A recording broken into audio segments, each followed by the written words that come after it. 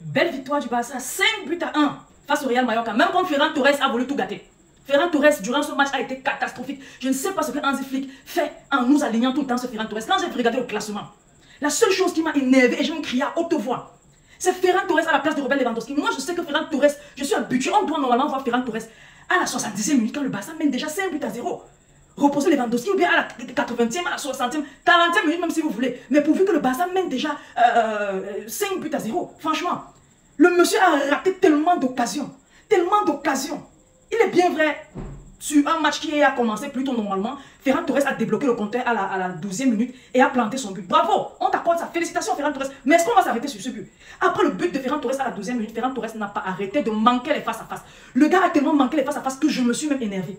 Il ne faisait que rater face-à-face après face-à-face. Au point où c'était même contagieux. L'équipe commençait à mal jouer. Je voyais déjà une défaite se profiler.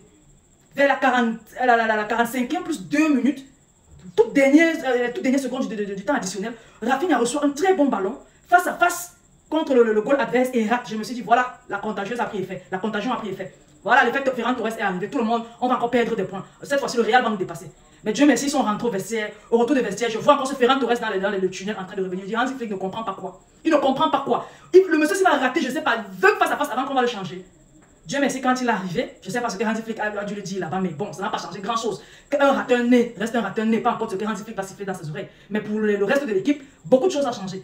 Et on a recommencé à très bien jouer. Et le petit prodige qui revient de blessure, Lamine Yamal, nous cause un penalty. Très intelligent ce garçon. Il fait un appel dans la profondeur, il prend le ballon, il se dirige vers la surface de réparation. Quand il sent que l'adversaire derrière lui est plus coriace et sans ballon est peut-être plus rapide que lui, qu'est-ce qu'il fait? Il se met dans la course de l'adversaire avec son ballon. L'adversaire lui rentre dedans et puis il tombe. Penalty causé. Penalty normal. Ça, ce n'est pas le penalty donné gratuitement. Penalty normal. On siffle le penalty. Rafinha, qui a même été homme du match, prend le ballon, dépose au rond du penalty et nous marque un merveilleux penalty qui nous donne l'avance sur le Real Mallorca. Pourquoi? Parce que le Real Mallorca, à la 43e minute, avait marqué. Ils avaient marqué. Il est bien vrai, on avait très bien commencé notre alignement. Et les joueurs étaient très bons là-dedans. Mais sauf qu'il y a eu une petite faille que le Real Mallorca a trouvée et ils ont marqué. Donc ils ont égalisé notre but. Et après le retour des vestiaires, sur un penalty causé par Lamine Yamal, Rafinha a marqué. Comme si ça ne suffisait pas, le match continue. Et puis on voit un autre but de Rafinha à la 56e minute. Fouetté de Lamine Yamal à la Luka Modric. Franchement, chapeau à ce garçon. Il n'a que 17 ans, mais ce qu'il fait est hors norme. Il a fouetté ce ballon à la Luka Modric. Quand je dis à la Luka Modric, je parle de Luka Modric, pas avant ses 33 ans. Il n'a que 17 ans. Il a fait sa passeur décisif sur Lamine Yamal, pour Rafinha. Rafinha a marqué.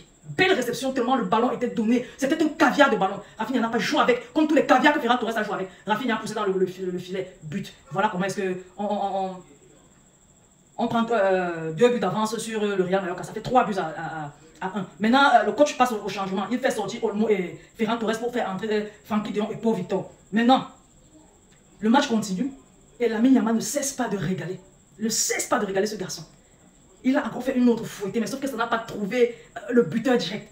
Ça a trouvé un passeur décisif qui a donné à Frenkie de Jong qui venait juste d'entrer. Frenkie de Jong est allé de son but. Voilà, est-ce qu'on fait le débreak sur le Real Mallorca et le sourire a directement pris mon visage. J'ai commencé à être heureuse. Ça a continué comme ça. Lamine Yamal encore impliqué sur le but de Pau Victor, le 5e but. Et le match est fini sur ce score-là, 5-1. Franchement, on a tremblé. On n'a même pas tremblé au départ. On a tremblé après le but de Real Mallorca. Tout simplement pourquoi? Parce que Ferran Torres a aligné des ratés. Il a aligné des ratés. Franchement, tout le monde a été bon durant ce match. Ferran Torres a marqué, certes, mais ça ne suffit pas. Tu ne peux pas avoir 12 occasions de but et tu marques seulement un. Toi, tu n'es pas un attaquant. Je ne sais pas ce que tu es, mais tu n'es pas un attaquant. En tout cas, tu n'es pas un finisseur, tu n'es pas un tueur. Tu ne dois pas être titulaire, franchement. Vous allez me dire que je m'en prends à Ferran Torres, mais j'ai raison. Allez regarder le match. Ferran Torres est celui-là qui a failli mettre dans des problèmes encore plus graves. Il a failli causer la crise. J'espère que Hansi Flick a vu ça. J'espère que Hansi Flick a compris quelque chose et que désormais, il peut me mettre, je ne sais pas, Pau Victor à la place de ce Ferran Torres. Mais s'il vous plaît, qu'on le vende même au mercato hivernal. J'en ai ras-le-bol de ce monsieur, franchement.